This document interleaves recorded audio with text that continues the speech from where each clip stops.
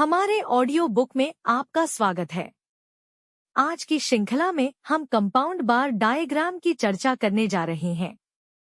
Compound बार diagram एक प्रकार का बार चार्ट है जिसका उपयोग संबंधित डेटा के कई सेटों को दर्शाने और उनकी तुलना करने के लिए किया जाता है। एक साधारण बार डायग्राम के विपरीत जो डेटा का एक सेट दिखाता है, एक कंपाउंड बार डायग्राम एक बार में कई डेटा सेट प्रदर्शित करता है, जिससे विभिन्न श्रेणियों में व्यापक तुलना संभव हो पाती है। संरचना और घटक बार प्रत्येक बार एक एकल श्रेणी या समूह का प्रतिनिधित्व करता है। प्रत्येक बार के भीतर विभिन्न डेटा सेटों का प्रतिनिधित्व करने के लिए खंडों का उपयोग किया जाता है। खंड ये बार के भाग हैं, जिनमें से प्रत्येक एक विशिष्ट डेटा सेट से संबंधित है। प्रत्येक खंड की लंबाई उस मान के समानुपातिक होती है जिसका वह प्रतिनिधित्व करता है। लेबल स्पष्टता के लिए दोनों श्रेणियों बार और डेटा सेट बार के भीतर खंड को लेबल किया जाता है। इससे यह पहचानने में मदद मिलती है कि आरेख का प्रत्येक भाग क्या दर्शाता है।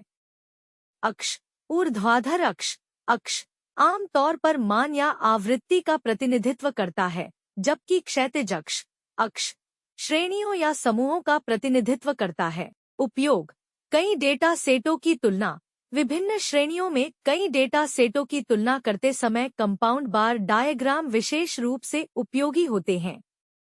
उदाहरण के लिए, इसका उपयोग कई वर्षों में विभिन्न उत्पादों की बिक्री की तुलना करने के लिए किया जा सकता है।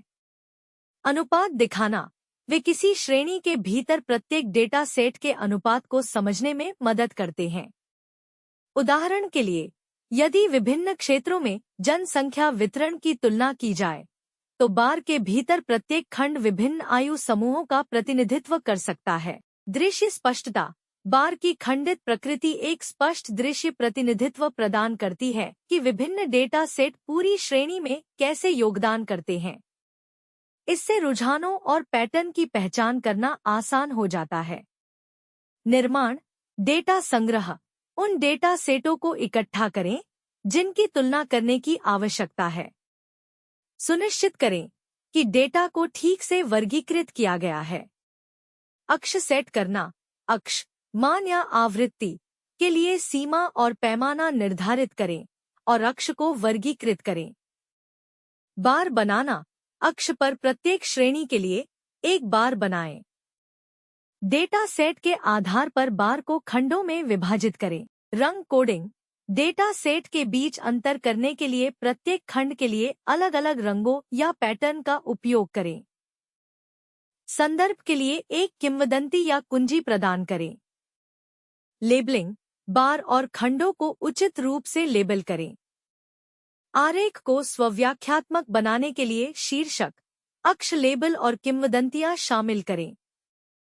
उदाहरण एक परिदृश्य पर विचार करें जहां आप 6 महीनों में 3 परिवारों के मासिक खर्चों की तुलना करना चाहते हैं। प्रत्येक बार एक महीने का प्रतिनिधित्व करता है और बार के भीतर के खंड 3 परिवारों के खर्चों का प्रतिनिधित्व करते हैं। मिश्रित बार आरेख की जांच करके कोई भी व्यक्ति आसानी से प्रत्येक परिवार के महीने दर महीने खर्चों की तुलना कर सकता है और समग्र व्यय प्रवृत्तियों का अवलोकन कर सकता है। लाभ व्यापक विजुअलाइजेशन कई डेटा सेटों की एक साथ तुलना करने की अनुमति देता है। प्रवृत्ति पहचान विभिन्न श्रेणियों में प्रवृत्तियों और पैटर्न की पहचान की सुविधा देता है। आनुपातिक प्रतिनिधित्व प्रत्येक श्रेणी के लिए कुल में प्रत्येक डेटा सेट का अनुपात स्पष्ट रूप से दिखाता है। सीमाएं जटिलता बहुत अधिक डेटा सेट या श्रेणियों के साथ अव्यवस्थित और व्याख्या करना मुश्किल हो सकता है। विस्तृत विश्लेषण बहुत विस्तृत या बारीक डेटा विश्लेषण के लिए उपयुक्त नहीं हो सकता है। निष्कर्ष में मिश्रित बार आरेख जटिल सांख्यिकीय डेटा को विजुअलाइज करने के लिए एक शक्तिशाली उपकरण है, जो कई डेटा सेट और श्रेणियों में तुलना और प्रवृत्ति विश्लेषण को सक्षम बनाता है। इस अंक में बस इतना ही।